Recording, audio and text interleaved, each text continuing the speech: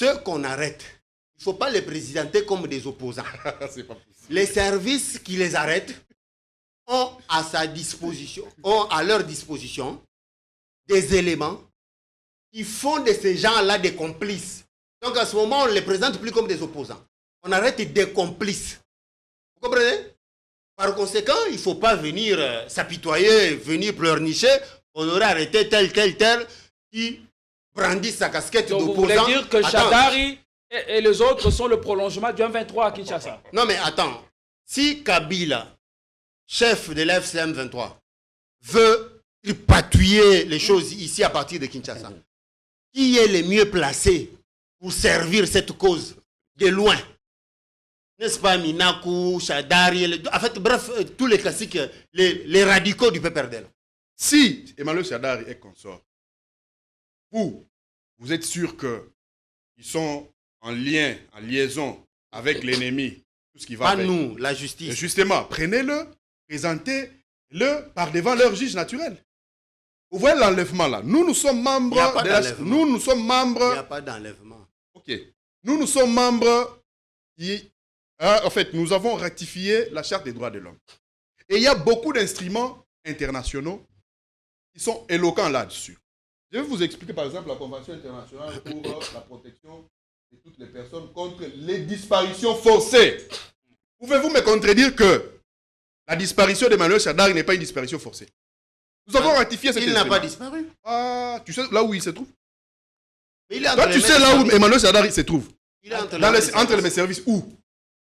C'est une disparition forcée. Non. Parce que sa femme ne sait pas où se trouverait son mari.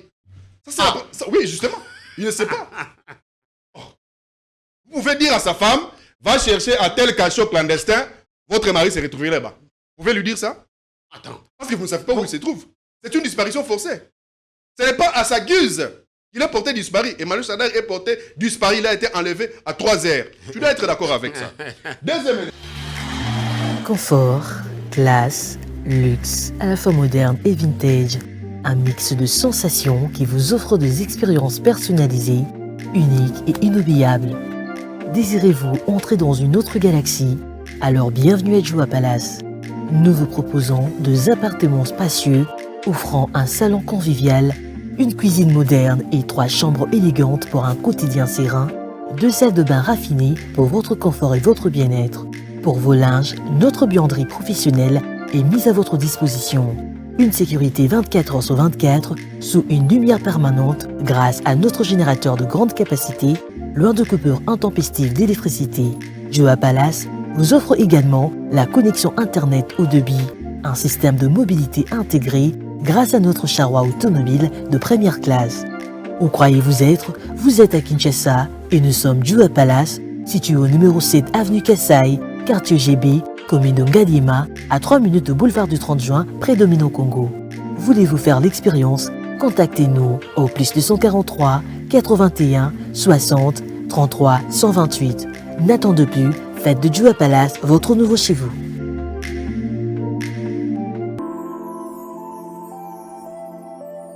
Le parc de la vallée de l'Antélé vous invite à venir partager des moments inoubliables en famille ou entre amis dans un cadre naturel de verdure unique à Kinshasa. Notre safari vous permettra de vous sentir en vacances et de découvrir nos lions, crocodiles, antilopes, buffles, éléphants, hippopotames et bien d'autres animaux dans le milieu sauvage et naturel.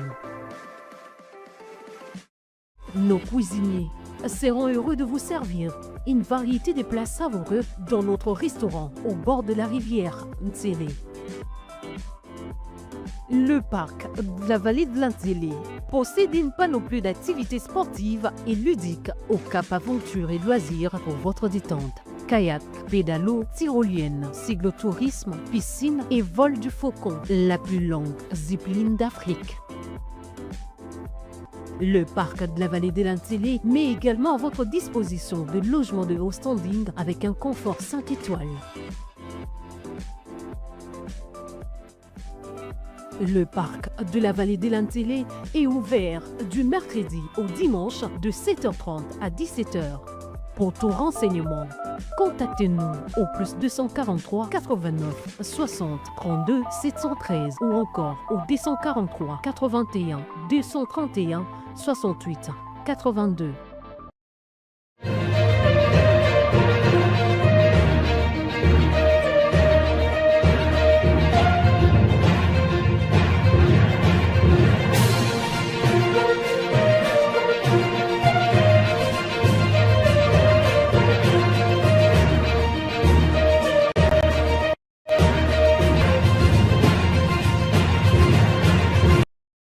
Plaisir est pour nous, mesdames et messieurs, chers internautes, de vous servir avec la même passion. Vous êtes bien entendu sur Politicon, la force du détail. Nous revoici pour décortiquer l'actu en profondeur avec les intervenants que nous avons fait venir pour vous. L'actu est vaste et on essaiera, dans la mesure du possible, de crever l'abcès avec des réponses et des orientations qui seront en tout cas proposées dans le cadre de votre tribune, votre magazine par excellence, qui ne rate jamais de proposer et de vous mettre à votre disposition de coulisses, ce que le média ne dise pas, ce qui ne se raconte pas sur la place publique. Ici, on le dit, mais sans choquer, et on dénonce, on informe sans manipuler aussi.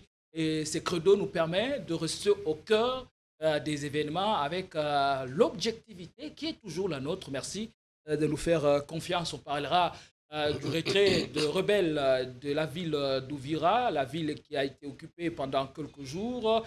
Des pressions diplomatiques ont permis à ce que l'AFC M23 se retire enfin de cette ville qui ouvrait la voie à d'autres provinces, dont le Tanganyika, où le gouverneur Christian Kitungwa a promis et déclaré, sans rire, que les rebelles n'atteindront jamais la province du Kalema, pour être précis, le chef du lieu de la province du Tanganyika, Kalemi, qui partage la frontière naturelle, le lac de Tanganyika. Donc, on essaiera d'évoquer cela et aussi l'arrestation des opposants qui ne s'arrêtait plus depuis une certaine période à République du Congo. Nous allons nous poser la question de savoir si, enfin, c'est le régime des terreurs qui s'installe en République démocratique du Congo au moment où les Congolaises et les Congolais ont besoin d'aspirer à la paix et de travailler de manière à aller vers cet objectif. De peu que nous voulons. Merci de nous rejoindre. Si vous nous regardez pour la première fois, abonnez-vous et activez la cloche des notifications pour ne plus rien manquer de nos contenus. Ici, c'est la force du détail. Les gladiateurs sont là et ils vont entrer dans l'arène. Pour ce faire, on a l'immense plaisir d'avoir sur ces plateaux Marcel Kandimakei. Il est cadre au sein de Piste pour l'émergence de cette Kikouni. Soyez les bienvenus. Merci beaucoup, M. Gédéon. Comment la santé? Oui, ça va très bien. Seulement que jusque-là, mon président national, c'est Kikouni, n'a toujours pas récupéré son passeport. On cesse de le dire, c'est un document administratif. Depuis que celui a été confisqué. Mais justement, qui lui permettra, parce que nous avons certaines missions à accomplir aux États-Unis, en Europe, pour faire quelques tournées, parce qu'il y a de nos cadres qui nous attendent de l'autre côté. Et ces documents administratifs, non seulement ça lui permet de faire les mouvements, mais aussi ça peut les sécuriser. Ils peuvent en faire valoir de ses droits. Quand quelqu'un est à l'étranger, il peut être identifié et tout ce qui va avec. Donc c'est une violation intempestive vraiment de la Constitution, de toutes les règles et puis de beaucoup d'instruments internationaux, notamment la Charte des droits de l'homme, la Charte internationale relative aux droits civils et aux droits politiques dans son article 12. C'est une violation, bien évidemment, de l'article 30 de la Constitution. Donc, nous avons la liberté de circuler et cette Kikouni a droit à son passeport. Allez, merci beaucoup de dénoncer. Excusez-moi, j'ai un chat à la gorge. Je pense être très, très en forme d'ici là. Et aussi, on a sur ce plateau notre compatriote, confrère, mais ici, il est en qualité d'analyste politique. Il se nomme, ou il s'est dit, journaliste et proche du peuple. Journaliste indépendant, proche du peuple. Je m'excuse, je voulais gratigner sa présentation. Comment allez-vous, Cissé Traoré? Merci Gédéon de l'invitation, je vais bien. Salutations à Marcel et à tous vos téléspectateurs. Toujours un plaisir de venir partager lorsqu'il s'agit de questions qui touchent à la vie nationale. Cependant, je voudrais interpeller Marcel en face de moi, qui se plaint de la confiscation du passeport de son président. toute cette intelligence que tu déploies maintenant là aurait dû être aurait dû être capitalisée avant que le président n'aille faire copain-copine avec des mouvements subversifs. Toute cette intelligence, toute cette, cette rationalité que tu déploies ici là aurait dû être utilisée pour faire raisonner le président national et qu'il n'aille pas rejoindre un recherché, un condamné à mort. Et pourquoi lui confisquer son passeport? Est-ce pour limiter ses mouvements? Mais Est-ce justement, que sa fuite est à craindre? comment voulez-vous? C'est à l'intelligence avec ceux qui ont pris les armes. La réponse est dans ce que je venais de dire. Quiconque fait copain-copine à l'ennemi public numéro 1 devient son complice. Alors, comment voulez-vous que vous, complice de l'ennemi public numéro 1, on vous laisse la liberté de vous balader, d'aller même comploter ça et là en dehors du pays? Non, mais ce sont des mesures dissuasives qui vont dans le sens de le retenir ici en attendant que les enquêtes terminent. Allez, l'intérêt ici, c'est de tirer au clair sa participation, le niveau de sa participation dans cette entreprise criminelle. Allez, on verra. Il y a un lien avec les arrestations, la série d'arrestations de quelques opposants. On verra si c'est dans la suite logique de ce qui a commencé il y a peu. L'arrestation de Sekikouni quand il est rentré de Nairobi à partir de l'aéroport d'Njili, et aussi la confiscation de son passeport. Marcel Kadimba l'a dénoncé avec beaucoup plus de pertinence. Et pour l'instant, nous allons parler de ces sujets capitaux, ces sujets sensibles. On parle enfin du retrait de rebelles de la ville d'Ouvira. Une nouvelle qui fait effet d'une surprise au sein de l'opinion nationale parce que ces rebelles ont pénétré sans résistance dans la ville d'Ouvira. Et après quelques jours passés dans cette ville, on a vu leurs éléments se retirer piano de la ville d'Ouvira après de fortes pressions diplomatiques. Question directe, parce que vous avez la parole, vous allez la garder. Si c'est Traoré, retrait de rebelles de la ville d'Ouvira, faut-il en fait y croire? Oui, il faut y croire parce que la machine diplomatique déployée par Kinshasa, le gouvernement congolais, est en train de broyer tous les obstacles qui se hissaient devant la délégation congolaise qui a séjourné à New York depuis bientôt quelques temps. Il faut rappeler que depuis les derniers développements des événements sur terrain, précisément à Ouvira, la ministre d'État en charge des Affaires étrangères a élu domicile, on va dire presque à la Maison-Blanche. Parce que croyez-moi, elle a chaque jour des entretiens avec les membres de l'administration Trump à tous les niveaux. Ce qui a évidemment... On a vu la dernière fois, elle dénonçait le fait que la résolution 2773 n'a pas été respectée. Et on est resté au niveau des appels et des mises en garde, sans action concrète sur le terrain. Très bien. Heureusement que vous êtes informé. La ministre a fait voir au médiateur Donald Trump qu'il était en train de faire sombrer les États-Unis dans une sorte de torpeur. Les États-Unis étaient en train de perdre leur éclat, leur image, leur aura, leur renommée. Parce que voyez-vous, depuis un moment, Trump est dans différents fronts à travers le monde, dans beaucoup de conflits. Lesquels conflits semblent tituber, n'est pas arrivé au terme. Ça veut dire le retour de la paix effectif, on ne le constate pas. C'est le cas entre Gaza et Israël, Palestine et Israël, Cambodge et les autres là qui sont en train de se bombarder là-bas. Comment on appelle, j'ai oublié l'autre pays là. Ils avaient même signé un accord il y a quelques mois devant Donald Trump, mais il s'est fait qu'aujourd'hui, ça a encore capoté, les combats ont repris. Alors, vu toute cette situation-là, Trump devrait être jaloux de la grandeur des États-Unis. Dans ce sens que si les États-Unis s'impliquent dans un conflit, il se doit, lui en tant que président américain, obligatoirement aller à bout de sa démarche. Est-ce que notre situation n'est pas particulière? Attendez, pour est-ce que le soutien ou l'intervention des USA permettrait à arriver à ces retours de la paix? C'est ce qu'on a fait voir à Trump. Il dit, mais écoutez, vous devriez être jaloux de l'image des États-Unis. Comment comprenez-vous que les États-Unis s'impliquent dans un conflit et que l'une des parties vienne narguer les États-Unis d'Amérique, le tout-puissant, la première puissance mondiale? Vous risquez qu'une fois vous quittez le pouvoir, que l'on vous reproche d'avoir réduit les États-Unis au niveau de la 4e puissance mondiale, alors que vous avez été la première. C'est là où Trump s'est réveillé et son administration a pris les choses à bras-le-corps. C'est comme ça que le coup de fil magique a été lancé. Et puis, croyez-moi, le langage a changé au niveau de la Maison-Blanche. Ce n'est plus retrait d'Ouvira, mais c'est retrait de toutes les zones occupées. Et ce, de façon inconditionnelle. Ça veut dire que ce retrait-là ne devrait pas se limiter à Ouvira. C'est Bukavu, Bunagana, Goma, tout ce qui suit là. Et ce, de façon inconditionnelle, sans que l'on ne dise, écoutez, préalablement, traquer les FDLR. Non, ça ne tient plus.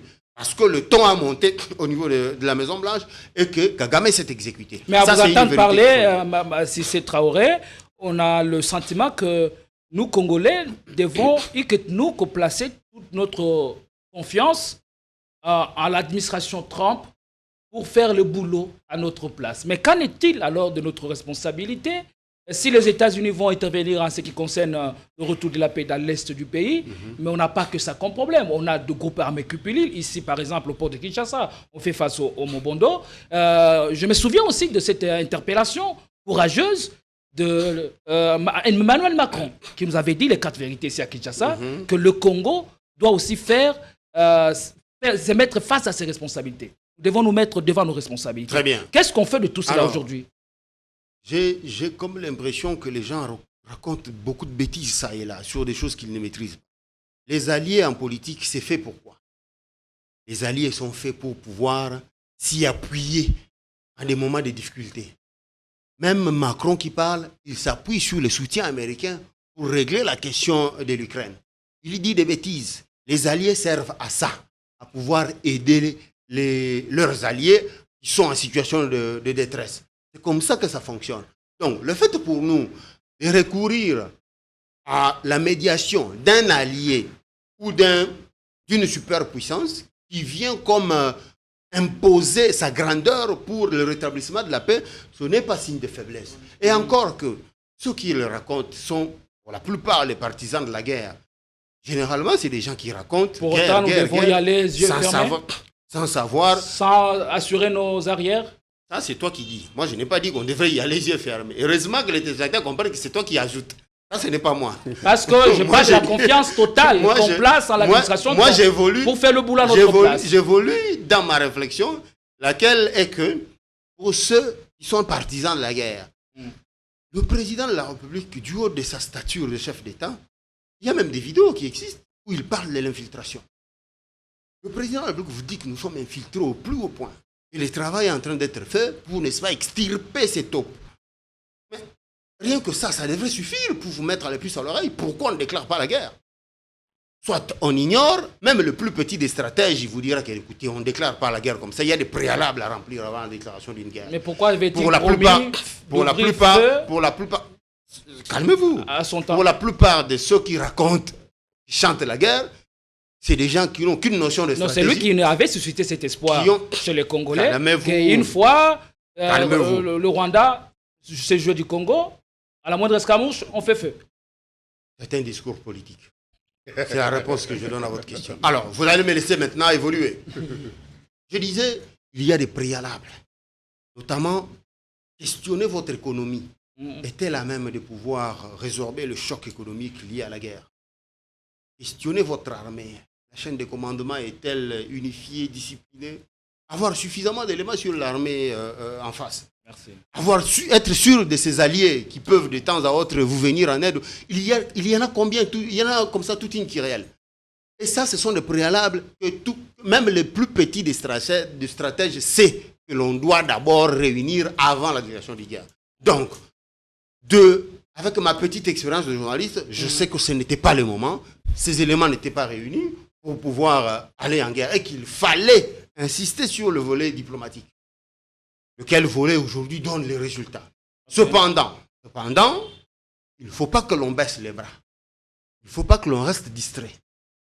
La partie adverse, que nous connaissons rusée, peut déployer d'autres stratagèmes pour, n'est-ce pas, échapper à cet ordre intimé par la superpuissance. On donnera des des États-Unis orientations qui seront peut-être suivies par le gouvernement afin de ne pas dormir sur ses lauriers, mais d'ouvrir l'œil le bon. Marcel Kadimba, vous avez le même temps d'antenne. Si le propos, le discours d'hier relevait de la communication purement politique, ou permettez-moi l'expression politicienne, qu'est-ce qui nous rassure enfin aujourd'hui que les stratégies, les efforts qu'on est en train de mener nous conduisent inéluctablement vers cet objectif de paix que nous voulons? Je vais commencer par cette question-là parce que c'est mon collimateur qui a. C'est-à-dire que faire la guerre telle que Félix Tshisekedi nous avait promis, c'était un discours politique. C'est pour tout simplement dire qu'il est en train de dire aux Congolais, ne faites jamais foi en ce que M. Félix Tshisekedi vous dit parce que c'est simplement un discours politique. C'est comme ça qu'il y a même des livres et des promesses que nos compatriotes ont rédigés. C'est-à-dire que tout ce qui sort de la bouche de M. Félix Tshisekedi, c'est un discours politique. Nous pouvons tout simplement noter que c'est du mensonge, c'est infaisable, ce sont des fausses promesses. Même quand il est question de la sécurité et de la défense du pays. C'est tout ce qu'il a dit. Parce que quand il était sur Top Congo, suivez mon regard, lisez dans mes lèvres. Je suis en train de vous dire la vérité au Congo. Je suis en train de dire la vérité au Congolais. J'en avais dit, je ne sais pas si à Tchangou, je sais où là. En tout cas, si ces gens-là, ces vertueux, à tuer un seul Congolais, pas deux, je vais réunir les deux chambres en congrès, je vais leur demander l'autorisation. Là, je suis en train de retourner au compte de ces mots. Oui, j'ai dit, j'ai fait feu. C'est un discours politique, c'est du mensonge. Donc nous ne pouvons plus croire en tout ce que M. Félix Tshisekedi nous dit. Ça, c'est son sbire qui vient de l'étaler. Je vais dissiper un certain malentendu ici, disant que M. Seth Kikouni, mon président national, a été à Nairobi parce qu'il est en train de soutenir les mouvements subversifs.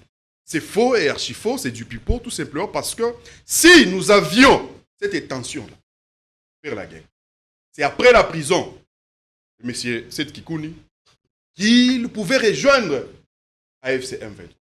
Dans notre parti politique, nous avons des valeurs, notamment la démocratie, notamment la liberté d'expression, notamment nous exprimons de tous les instruments que la Constitution met à notre disposition. Nous sommes l'opposition. L'article 8 consacre l'existence de l'opposition. Nous sommes l'opposition. Il y a toute une loi organique qui régente l'opposition. Et nous pouvons que nous limiter là. Nous, on n'a pas de velléité de prendre les armes comme les autres. Et on n'a jamais soutenu cela. J'ai dissipé ces malentendus. Vous avez parlé de... Mon collaborateur a parlé de la diplomatie. Il est parti dans tous les sens. Par moment, il faut faire la guerre. Je n'ai rien retenu.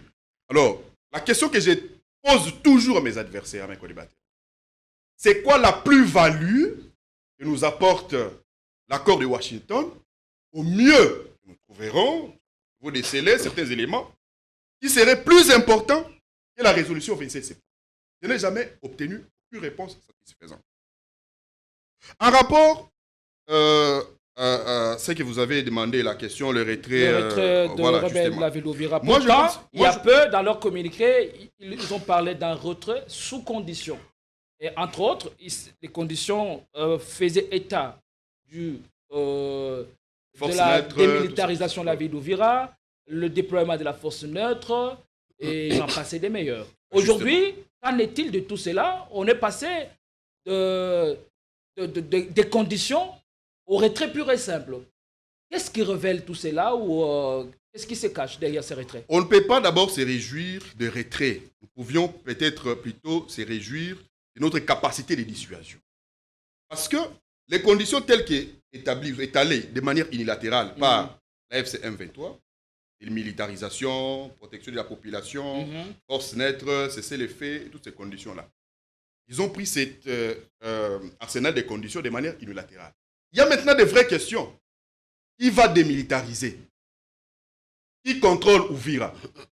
Est-ce que maintenant, quelle est cette force neutre qui sera acceptée? Est-ce que c'est la SADC, c'est l'EAC? Est-ce que les conditions ont-elles été... Il ne faut pas croire à ces retraits-là. Même Mouyaya n'est pas d'accord avec mon ami Traoré.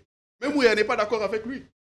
Oui, n'est-ce pas, Mouyaya dit ici que cette histoire du Rwanda et les États-Unis, c'est un problème entre fils et son père.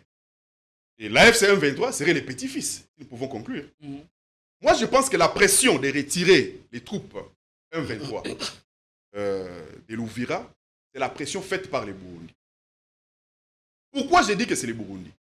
Parce que Burundi n'a que 3 frontières. Et c'est un petit comme ça pays, un petit Orikiki. Même le territoire de Fizi est plus étendu que le Burundi. Alors, se retrouver dans une difficulté où il n'a plus de frontières avec la RDC, il n'a plus de frontières avec le Rwanda, ils seront vraiment en difficulté. C'est comme ça qu'ils ont fait pression aux États-Unis. Ils ont fait pression à leur colistier, à notre colistier, en fait, à son colistier, disons, la RDC, pour qu'ils puissent obtenir le retrait des troupes pour qu'ils soient à même, n'est-ce pas, de faire leur traversée normalement. Sinon, Pourquoi ils seront ça? asphyxiés Est-ce que la présence du économiquement. M23 à Ouvira serait une menace justement, les frontières seront fermées. contre le Justement, c'est une menace permanente, directe, et les frontières seront fermées. Déjà, avec les Rwandais, les frontières étaient déjà fermées depuis longtemps. Donc maintenant, là, les frontières seront fermées entre Ouvira, c'est 24 km tout simplement avec Bujumbura. C'est-à-dire qu'ils vont rester seulement avec les frontières qui les séparent avec la Tanzanie. Donc, c'est-à-dire qu'économiquement parlant, ils seront en difficulté. C'est grâce peut-être au Burundi qu'on est en train d'essayer d'obtenir gain de cause. Mais, je suis dubitatif. Je suis dubitatif pourquoi? Parce que pour les M23, c'est une manipulation. Ils ne manipulent pas l'opinion, mais ils manipulent le gouvernement congolais pour gagner du temps. Vous savez que Ouvira, c'est une grande ville. C'est une grande ville, ils ont aussi besoin de se reposer, de préparer des stratégies pour faire d'autres assauts.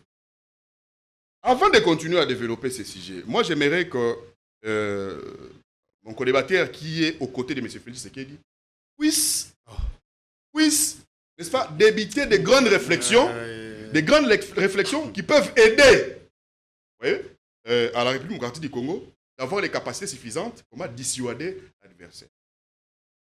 La chute d'Ouvira, la chute de Goma, la chute de Bukavu, c'est une combinaison complexe de facteurs.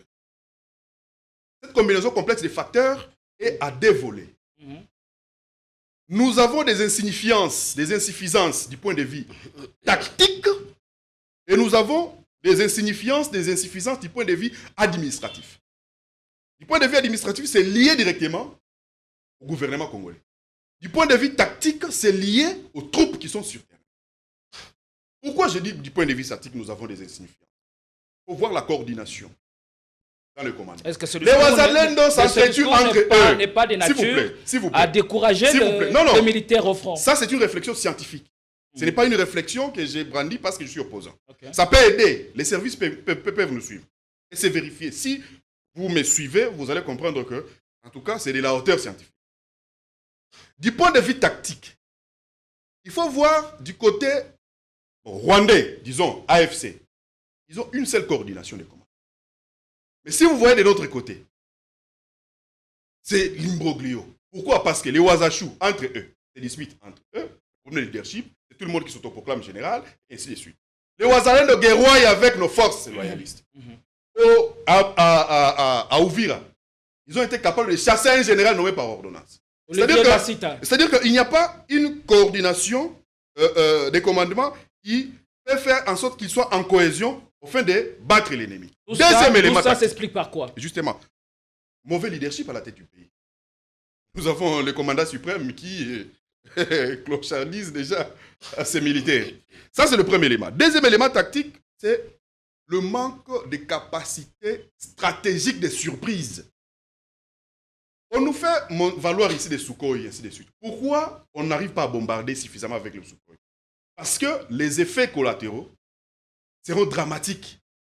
Le pouvoir de la République démocratique du Congo ne peut pas bombarder Ouvira parce que, surtout par air, comme le ministre disait, vous voyez, ils vont massacrer la population. C'est comme ça qu'il faut faire valoir les forces au niveau terrestre.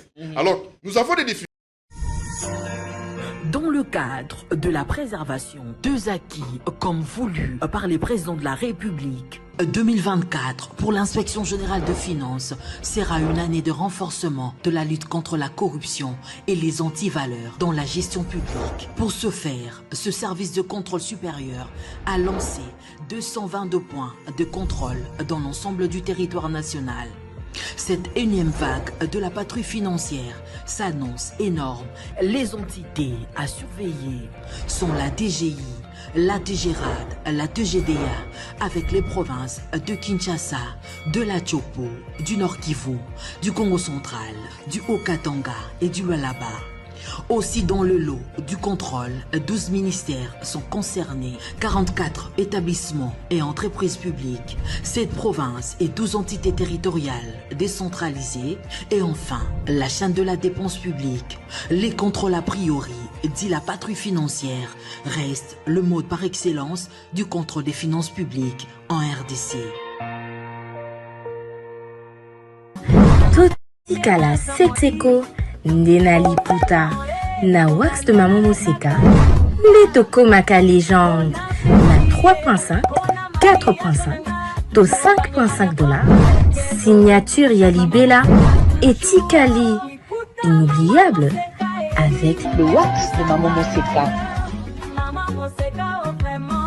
Difficulté de faire la guerre au niveau terrestre, c'est parce que non seulement, il y a un problème de coordination, de commandement. Deuxièmement, nous n'avons pas de capacité suffisante de surprises stratégiques. C'est-à-dire qu'il faut prendre l'ennemi au dépourvu. Ces gens de l'autre côté sont disciplinés et ils ont cette capacité-là de nous prendre au dépourvu. Ça, c'est l'élément. Attaquer l'ennemi au moment où il s'y attend le moins. Justement.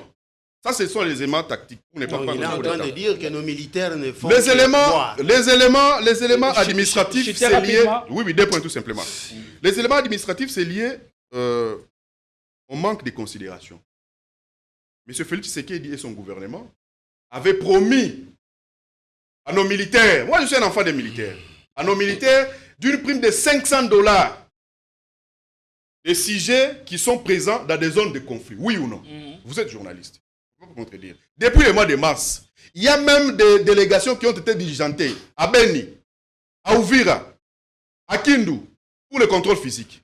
Jusqu'à maintenant, l'année est en train de passer, d'écouler.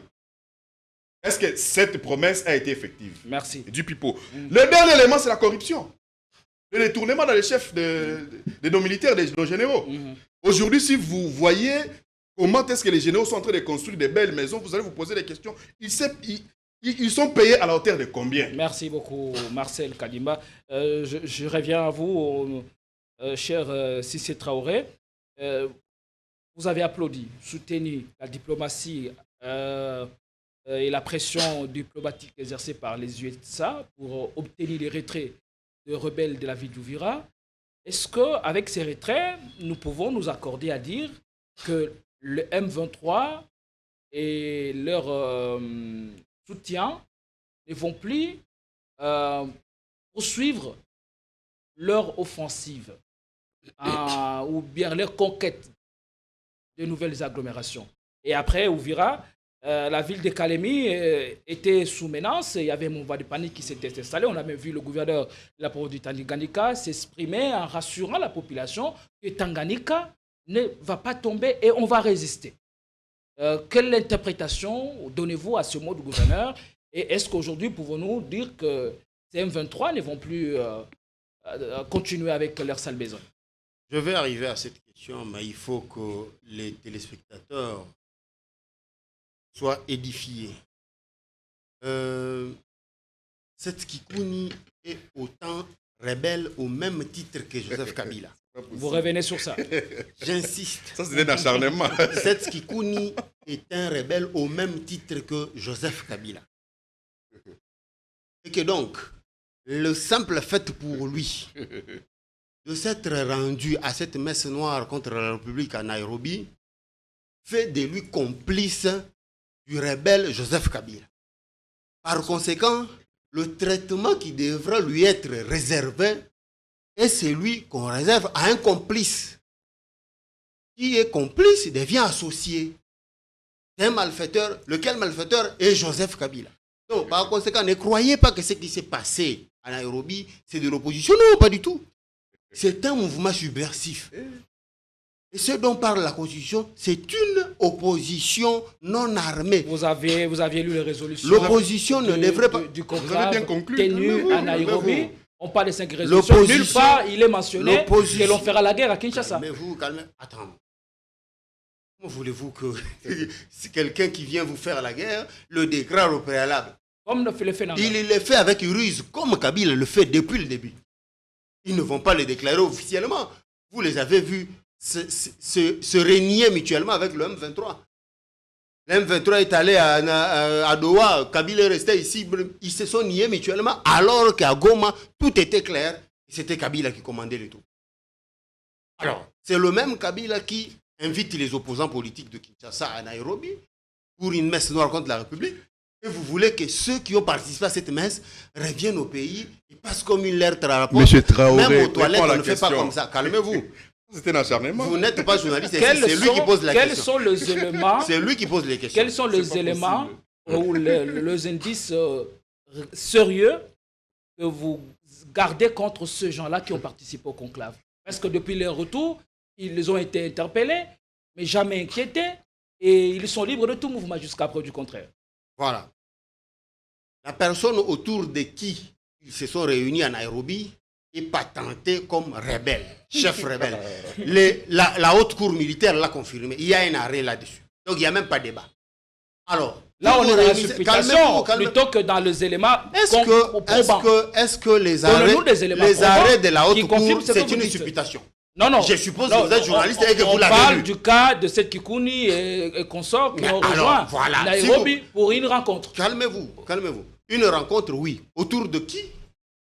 Du rebelle condamné à mort. Et c'est ça l'élément. Attends, qu'est-ce que vous comprenez par complicité? Je ne sais pas ce que vous comprenez par complicité. Vous allez à la rencontre, en dehors du pays, à la rencontre de quelqu'un qui est condamné à mort, recherché par le gouvernement congolais, par la justice congolaise. Et vous croyez que vous allez rentrer au pays, passer comme une lettre à la poste? Non, attends. Même à la jungle, c'est pas comme ça. Même aux toilettes, il faut faire ceci avant d'entrer. C'est quand même un pays qui se doit de protéger et ses citoyens et sa souveraineté. Donc, quiconque a été à Nairobi mérite évidemment d'être inquiété. C'est le cas de cette Kikouni. Cependant, les enquêtes étant en cours, moi je ne peux pas vous dire maintenant quels sont les griefs ou les données, les éléments qu'on a contre cette Kikouni. Pas du tout. Attendez l'aboutissement de l'enquête. Une menace, on la neutralise. L'aboutissement. Si on constate qu'il y a menace, calmez-vous, on ne laisse pas du temps. Calmez-vous. Ça, ce n'est pas à vous de le dire. Ce sont les services qui ont les dossiers entre leurs mains. C'est à eux. C'est eux qui sont formés pour ça. Ce n'est pas à vous de le leur dire. Donc, laissez-le faire leur travail. Alors, pour revenir à votre question, c'est vrai que AFCM 23, nous connaissons qu'AFCM 23, avec leur hiérarchie qui est Joseph Kabila et Kagame, sont des gens à qui on ne peut pas faire confiance, nous en tant que la République. Cependant, même si sur le terrain, ils lui donnent des signaux de bonne foi, c'est tout à fait normal que nous restions dubitatifs. C'est comme ça que vous avez entendu Mouyaya tenir le discours qu'il a tenu. Donc on ne peut pas nous se laisser emballer par ce repli du M23, quand bien même recommandé par le médiateur. Cependant, nous allons observer jusqu'à ce que ce retrait soit total, tel que souhaité par le médiateur. Ce n'est qu'à ce moment-là qu'on va maintenant nous appliquer pour la suite de l'accord. La suite de l'accord, c'est quoi? C'est la traque des FDLR, c'est, comment on a appelé ça, intégration au cas par cas, ainsi de suite. Toutes les dispositions de l'accord vont être suivies, mais après le retrait. Donc cet c'est accord, ce que le gouvernement n'a pas encore connu un début d'exécution. Mais le retrait est en train de s'effectuer, ce n'est pas un début d'exécution, ça. On parle français, mais cher. Quand est-ce à quelle étape du processus on pourra français. parler de la stabilité depuis le ou de début, la paix? Mais c'est quand les troupes se seront retirées totalement. Ça, c'est simple à comprendre. Les troupes se retirent, on traque les FDLR. C'est à ce moment-là qu'on parlera de la stabilité et de la paix. On traque les FDLR si on va en trouver. Parce qu'il se peut qu'on n'en trouve même pas un seul. Non, le gouvernement a pris l'engagement qu'ils existent bel et bien. Justement. C'est qu'il faut les trouver. Le gouvernement vous a dit qu'ils existent bel et bien. C'est qui a parlé au nom du gouvernement? Qui représente le gouvernement? Tel que signé dans l'accord. C'est affiché dans l'accord. C'est dans l'accord. C'est ça le problème. Cher Marcel, tu ne peux pas avoir des problèmes des Français et bien décortiquer l'accord. C'est ça le problème. On ne peut pas se permettre ce genre de lecture. Il est écrit dans l'accord que le gouvernement s'engage à traquer les FDLR. Justement. Les traquer, ça ne veut pas dire qu'il y en a. Parce qu'on peut bien traquer et ne pas en trouver un seul. Monsieur Traoré. Mais c'est simple, vous ne comprenez pas. Non, il ne faut pas me décevoir. Mais admettons, allons-y maintenant. Admettons qu'on traque et qu'on n'en trouve pas un seul. Quel sera votre discours par rapport vous voyez maintenant, vous voyez maintenant, tu t'agites maintenant. Je voulais répondre. Non, laisse-moi aller dans ma logique. Non, tu vas répondre après quand tu auras la parole. Ok, c'est bon. Donc, le fait pour le gouvernement congolais de dire, ok, on est disposé à le traquer, ça veut dire quoi? C'était un signal de bonne foi de la part de la partie congolaise, de dire, on n'a rien à cacher. Comme vous dites qu'il y a des FDLR, très bien. On est disposé, on va traquer pour vous prouver qu'il n'y en a pas. On va traquer, mais on est rassuré qu'il n'y en aura pas à la fin de la traque. Alors qu'on a reconnu que la plupart des FDLR ont même réintégré les FARDC. Hein? C'est dit noir sur blanc. Les FDLR, comment vous justifiez ça? Les FDLR, puisqu'il n'y en a pas, le gouvernement congolais voulait faire preuve de bonne foi. Le gouvernement a reconnu que la majorité d'entre eux ont même intégré le gouvernement n'ayant rien à cacher, tant mieux, on va traquer les FDLR pourvu qu'on en trouve. Mais si on n'en trouve pas, vous comprendrez avec nous qu'il n'y en avait pas. Voilà la logique du gouvernement congolais. Alors pour évoluer, ce que le gouvernement congolais a obtenu dans le cadre de cet accord, ça c'est la question que, comment il s'appelle, Marcel se posait tout à l'heure là, il disait, mais par rapport à la résolution, ça va. Mais qu'est-ce que le gouvernement congolais a toujours réclamé? Avant même l'accord, la résolution des Nations Unies. C'est l'intégrité territoriale de la gouvernement du Congo, qu'elle soit respectée, le retrait des troupes, le retour de la paix, et ainsi de suite. N'est-ce pas ce que cet accord consacre? C'est ce que l'accord consacre. Ce que le gouvernement congolais a toujours revendiqué. L'accord de Washington le consacre. Et les faits me donnent raison, c'est en train d'être exécuté. Le retrait de troupes rwandaises, une fois ces troupes retirées, ça implique quoi? Le respect de la souveraineté de la République du Congo. Et par conséquent, la mort du M23, parce que le M23 étant une coquille vide, une fois les instructeurs rwandais retirés, les informations viennent du Rwanda. L'équipement, les renseignements, tout vient du Rwanda.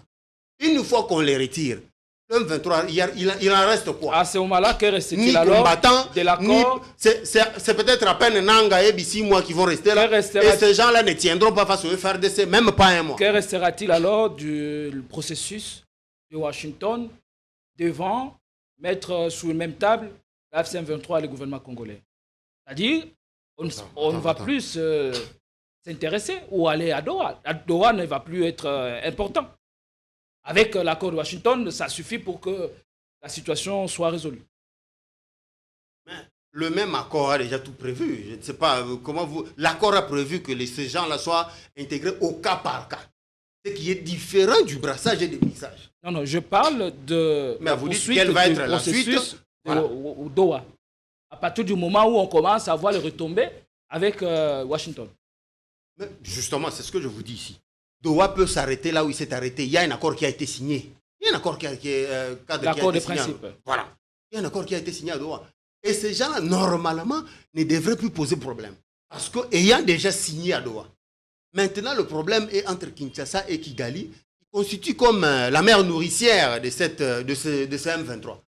Une fois que celle-ci se retire, voilà pourquoi le gouvernement congolais insiste sur les retraits. Parce que le gouvernement sait que et les instructeurs, et en fait tout ce qui fait le M23 provient du Rwanda.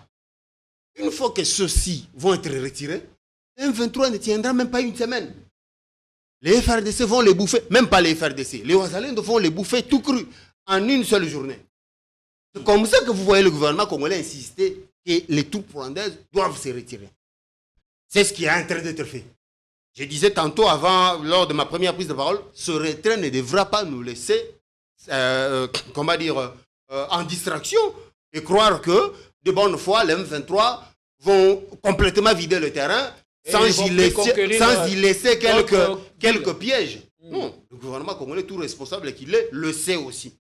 Voilà pourquoi même dans le discours du gouvernement, il y a comme une sorte de doute. Ça aussi c'est stratégique, c'est une communication stratégique. il ne faut pas donner l'impression à l'ennemi que nous nous emballons complètement de son retrait. Non. C'est comme ça que Mouyaya vous dit non, c'est un non-événement. On observe. Parce qu'on attend que ce retrait soit total et qu'on vérifie. Il y aura un processus de vérification. Qu'il y a vraiment un retrait total et qu'il n'y a pas de petits stratagèmes sous forme de pièges laissés par l'ennemi et que les FRDC auront repris le contrôle de toutes les entités sous contrôle des rebelles actuellement. Donc ne vous en faites pas. Le gouvernement n'est pas dupe. Le gouvernement a ses experts qui suivent de très près. Il a ses laboratoires. Des gens qui réfléchissent autour de ce qui se passe. De sorte que la nation ne se retrouve pas dupée. Ça sent déjà l'attitude de la partie adverse qui est très rusée. Et bien évidemment, la partie congolaise est sur ses gardes. Merci beaucoup. Marcel, grâce à quoi cet accord tiendra dès lors que nous savons tous que le parti s'engage de bonne foi pour la mise en branle de cet accord? Déjà, l'expression faciale telle que nous arborée par les deux présidents, c'est une réponse pour vous dire que il faut peut-être être quelqu'un dépourvu de qualité d'analyse pour croire à l'effectivité. De deux, moi j'ai toujours dit dans votre plateau ici que l'accord de Washington, c'est un acte de capitulation. Nous avons donné privilège au Rwanda pour bénéficier de minéraux qui ne sont pas siens. C'est-à-dire que cet accord a été concocté sous la houlette d'une diplomatie de casino où nous avons joué un jeton et c'est les États-Unis qui a retenu les jetons en question. Donc, ne vous en faites pas, cet accord il sera jamais respecté tel qu'attendu par le gouvernement congolais. Ce que nous devrions faire, c'est que eux devraient faire. Grâce à la seule volonté des États-Unis. Justement. Si donc, seulement ce que nous pouvions faire, ils en tirent profit. Ce que nous pouvions faire, c'est de guerroyer et combattre l'ennemi jusqu'à son dernier retranchement, ce qui nous est encore difficile. C'est comme ça que nous leur disons. Si nous avons échoué diplomatiquement, si nous avons échoué militairement, partons au dialogue et traitons choses profondes. Il faudrait pas... Je dois revenir sur traquer les FDLR. Il a dit qu'ils avaient signé. Bon, voilà, ils traquaient les FDLR, ils avaient juste accepté, parce que ne sachant pas que s'ils vont trouver, mais il faut... Chaque concept a ses contenus. Chaque concept a ses contenus. S'il fallait aller dans la logique de ta réflexion, vous pouvez écrire tout simplement, nous, le règlement congolais, nous allons juste vérifier, ils existent. Bon. Mais quand on parle de traquer, il y a un contenu. C'est-à-dire que nous acceptons l'existence. Deuxièmement, nous savons qu'il y a dissimulation.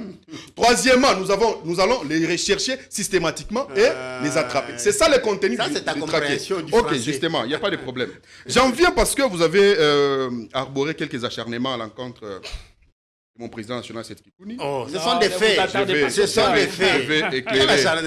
Je vais éclairer, je ne sais pas comment passer comme ça. Je vais éclairer votre lanterne. Il n'y a pas de lanterne. Je vais éclairer votre lanterne on n'a jamais eu quelques velléités de prendre les armes. Et notre allée à Nairobi s'articule autour de ce que nous revient des droits comme opposants. C'est-à-dire, j'ai épinglé ici la Constitution. J'ai épinglé ici la loi qui régente l'opposition. Et nous sommes libres de nous exprimer. Nous sommes libres de tenir des réunions. Avec qui? Je ne suis pas en train de créer des principes d'Archimède ici. Autour de qui? Mais ce ne sont pas des principes d'Archimède. Ce sont des dispositions constitutionnelles. Vous pouvez lire pour éclairer votre religion. L'article 22, l'article 23, l'article 24, l'article 25, l'article 26, ce sont des dispositions qui étalent nos libertés fondamentales en tant que citoyens. Autour des rebelles. C'est vous qui dites c'est autour des rebelles. Est-ce que vous avez les preuves? Il a été confisqué son téléphone. Son téléphone a été confisqué. Ils ont fouillé. Tu as ta propre compréhension. Il n'y a aucune preuve allant dans ce sens. C'est-à-dire que nous, on n'a jamais eu de velléité belliqueuse, comme vous avez toujours dit. Voilà. Marcel. J'en viens au sujet de Uvira. Il faut noter avec moi que nous avons la capacité nécessaire. C'est seulement un manque de leadership. Pourquoi? Numériquement parlant, nous sommes très loin supérieurs que le Rwanda et l'AFC M20. C'est C'est-à-dire ça que qui fait nous la avons... guerre. Mais attendez, c'est une puissance, Tu l'effectif. parles des choses que tu ne maîtrises pas. La guerre ne se gagne pas par L'effectif, ça. c'est une puissance, M. Traoré. L'effectif, c'est une puissance. Je parle de gagner. Je parle de gagner. Attendez. Je vais donner un exemple banal. Nous sommes ici. Et je sois karatéka ceinture noire. Vous tous là, vous êtes au nombre de 7 personnes. Je peux vraiment être capable de vous battre tous. C'est-à-dire que l'effectif, c'est une puissance. Donc, numériquement, nous avons cette capacité-là de guerroyer et de renvoyer l'ennemi jusqu'à son dernier retranchement. Deuxième élément, c'est le terrain. Stratégiquement, nous maîtrisons les terrains, l'environnement, la géographie des zones de conflit, plus que les Rwandais. Pourquoi? Parce que... C'est comme ça que les Rwandais sont forts. Justement. Mais qu'est-ce qui fait à ce que nous soyons les derniers de la classe? C'est chaque village où les amis lancent une offensive et nous... nous n'avons que nos yeux pour pleurer. Ça ne se justifie pas. C'est comme ça que j'ai dit à mon ami Traoré. Ce n'est ni encore un problème logistique. Parce que vous avez la fameuse loi de programmation. Ce sont des moyens conséquents qui ont été mis à la disposition de l'armée. Pourquoi on n'arrive pas à gagner cette guerre? Est-ce que l'AFC M23 a mis 1 milliard pour cette guerre-là? Mais nous avons mis 1 milliard, plus d'1 milliard pour cette guerre-là. Pourquoi on n'arrive même pas à prendre une seule localité? Comme pour dire, les problèmes, ce ne sont pas le moyen. Justement, les problèmes d'abord le tellement commandement. profonds, les commandements, comme j'avais étalé ici, les problèmes tactiques, la mauvaise coordination, et aussi, de l'autre côté du pouvoir, c'est un problème administratif. Merci beaucoup. Nous allons finir. Il nous reste quelques minutes, on va parler du dernier sujet. On parle de la série d'arrestations des opposants. Le Chadari, dans le dur, les fils et les pères, traqués, cravatés, tels de malfrats. Pour quel motif? Je vais arriver à cette question. Laissez-moi éclairer Marcel. Okay. Une guerre se gagne sur base de plusieurs éléments. Le nombre, oui, mais le nombre est un élément en deçà dans la ligne, dans l'énumération des éléments qui font gagner une guerre. Le nombre est trop bas là-bas. Il y a mieux que ça. Donc ne pensez pas que si vous avez une armée de 500 000 hommes, et pour autant vous pouvez battre une armée de 500 hommes avec des informations que vous n'avez pas, avec des armes que vous n'avez pas, avec un commandement qui n'est pas le vôtre, avec une infiltration dans votre camp. Ce sont les éléments là qui comptent. Le nombre vient après, trop bas là-bas sur la liste. Ça, même le plus petit des stratèges, on va vous le dire. Mais vous reconnaissez quand même que ça fait partie des éléments. Mais je dis, mais ce n'est pas ça qui fait gagner. Il y a des éléments plus probants que ça, plus. Heureusement que moi, je n'ai pas insisté mordicus, que c'est le seul élément. Et la superficie compte beaucoup. Hein. Je n'ai pas insisté sur ça. Il est facile aujourd'hui de mettre le Rwanda, le sens déçu. Donc, par exemple, le Congo. Je voudrais... Bon, je ne veux pas revenir sur la question des accointances qu'il y a entre son président et les rebelles, parce que bon, il va vouloir nous bouffer beaucoup de temps. Mais tout le monde, tous les Congolais sont d'accord que cette Kikouni est allé se fourvoyer à comment on appelle ça, Nairobi, et entouré du chef rebelle, et par conséquent, ça fait de lui un complice. En ce moment-là, il n'est plus l'opposant pacifique comme Martin Fayoulou, Jean-Marc Kabounda et les autres qui sont ici. Non, non, non, il n'a plus cette casquette-là. Est-ce que vous avez vu le passeport de Kabounda être confisqué? Le passeport de Fayoulou, et ainsi de suite, de Mukwege, est-ce que vous les avez vus être confisqués? Non. Donc ça vous dit quelque chose. Alors, pour revenir à la question... opposants. Mais attends, ceux qu'on arrête, il ne faut pas les présidenter comme des opposants. C'est pas possible. Les services qui les arrêtent ont à sa disposition, ont à leur disposition des éléments qui font de ces gens-là des complices. Donc à ce moment, on ne les présente plus comme des opposants. On arrête des complices. Vous comprenez? Par conséquent, il ne faut pas venir s'apitoyer, venir pleurnicher. On aurait arrêté tel qui brandit sa casquette d'opposant. Vous voulez dire que Chadari et les autres sont le prolongement du M23 à Kinshasa? Non mais attends, si Kabila, chef de l'FCM 23, veut tripatouiller les choses ici à partir de Kinshasa, qui est le mieux placé pour servir cette cause de loin? N'est-ce pas Minakou, Chadari, en fait, bref, tous les classiques, les radicaux du PPRDL. N'est-ce pas eux qui sont mieux placés pour pouvoir servir et faire cette sale besogne? Donc, les services intelligents qu'ils sont, ils savent où aller chercher. Ils savent quelles sont les dernières personnes qui ne trahiraient pas Joseph Kabila. Ils savent de qui s'approcher dans ce genre de situation.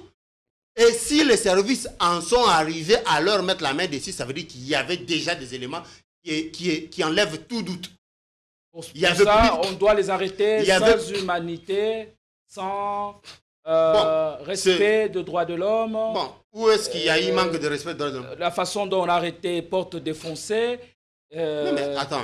Est-ce que il y avait la menace était-elle proportionnelle ou directe? Ça, ce sont maintenant ce sont des questions. Mettre la main sur Chadari de cette façon. Ça, ce sont des questions que vous allez destiner à celui qui a ordonné l'arrestation. Ça peut être un juge, ça peut être peu importe, mais celui-là, il doit répondre parce que c'est lui qui a à sa disposition des éléments probants pour qu'il en arrive à décider, à dire allez l'embarquer. Ça veut dire qu'il avait des éléments à sa disposition. Donc ces questions lui sont destinées. Mais maintenant, moi, en tant qu'analyste, fort de ce que je sais qu'aucun juge ou aucun supérieur de ces services ne peut autoriser une telle arrestation sans ces éléments. Ça veut dire qu'il les a. Alors, venons-en maintenant à l'arrestation que vous appelez sans humanité, tous les mots que vous avez utilisés là. Mais comment voulez-vous que lorsque les services viennent pour exécuter une mission, ils rencontrent résistance, qu'ils ne procèdent pas à la force? À 3 heures du matin, c'est tout à fait normal. Il n'y a pas une telle résistance qui soit proportionnelle pour qu'on arrête la personne de cette façon-là. Déjà, vous savez qu'il n'y a rien qui interdit qu'on arrête quelqu'un à 2 heures, à 1 heure. Il n'y en a pas. Il n'y a rien qui interdit cela. Ça, c'est d'abord de 1, parce qu'on raconte des choses comme ça en désordre. Je vois ça même sur les réseaux sociaux. Les gens balancent des histoires à 4 heures du matin. Quel est ce texte de loi congolais qui vous dit qu'on ne peut pas arrêter quelqu'un à 3 heures du matin? On arrête en fonction... Non. La loi peut être émuette sur cette question, mais nous sommes régis par la charte de cher Gédéon, calmez-vous. On peut arrêter même à 1 heure du matin, même à 2 heures du matin, même à 4 heures du matin.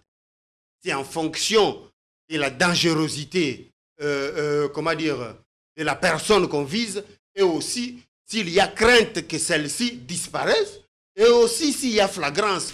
On n'a pas besoin d'aller chercher mandat. On n'a pas besoin d'attendre 5 heures parce que la personne pourrait s'échapper. On vient, on embarque et on s'en va. Point. Donc, ceux qui viennent pleurnicher, ils veulent se présenter en avocat du diable. Quelqu'un qui a fait copain-copine avec la rébellion et pour qui on a suffisamment d'éléments, on vient l'embarquer, vous venez pleurnicher. Ah, vous voulez devenir l'avocat du diable? Vous défendez qui? Vous défendez celui qui fait copain-copine avec la rébellion. Ça, c'est quand même... C'est inapproprié. C'est une défense qui n'a pas lieu d'être. Et on parle d'une série d'opposants. On va arrêter. Être sur le point. On va arrêter, même si il faut... On parle d'Aristote Songarimé, de Ferdinand Kambere. Donc vous voyez tout ce monde dans un complot ourdi contre la République. Mais attends, si c'est acté, c'est établi, que ces gens-là sont évidemment dans un complot contre la République, quoi de plus normal qu'on les embarque? Ce n'est pas parce que c'est d'Aristote qu'il s'agit, quelqu'un que je connais, que pour autant je dois avoir de l'amertume. Non. Une fois que c'est établi qu'il est dans quelque chose de subversif contre le pays, on embarque, on arrête et qu'on juge. Voilà. C'est comme ça que ça fonctionne. Marcel, on n'a pas à pleurnicher parce qu'il s'agit des amis qu'on connaît, qu'on arrête. Non. Embarquez-les. Votre avis sur cette question pour terminer? Bon, moi je pense qu'il y a une confusion ici entre arrêter et enlèvement. Parce que si tout ce que mon ami a dit ici, c'était dans les si, c'est-à-dire ce sont des supputations. Allons dans ces si-là. Si Emmanuel Shadari est consort, vous êtes sûr qu'ils sont en lien, en liaison avec l'ennemi, tout ce qui va avec. Pas nous, la justice. Et justement, prenez-le, présentez-le par devant leur juge naturel. Vous voyez l'enlèvement là. Nous sommes membres de la... Nous sommes membres... Il n'y a pas d'enlèvement. Ok. Nous sommes membres qui... en fait, nous avons ratifié la Charte des droits de l'homme. Et il y a beaucoup d'instruments internationaux qui sont éloquents là-dessus.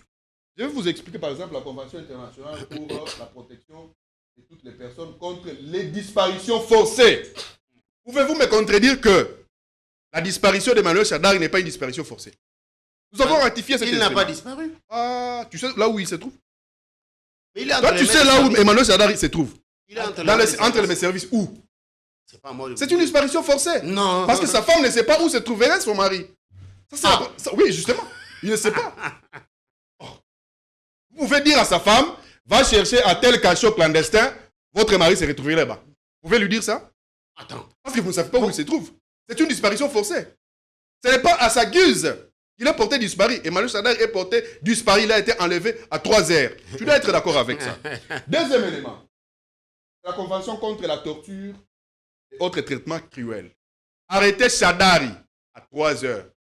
C'est une torture morale et psychologique. Et c'est lui qui a pointé du doigt où se trouvait son père, c'était son fils. On l'a arrêté, on l'a braqué, on lui a demandé de montrer où se trouvait son père.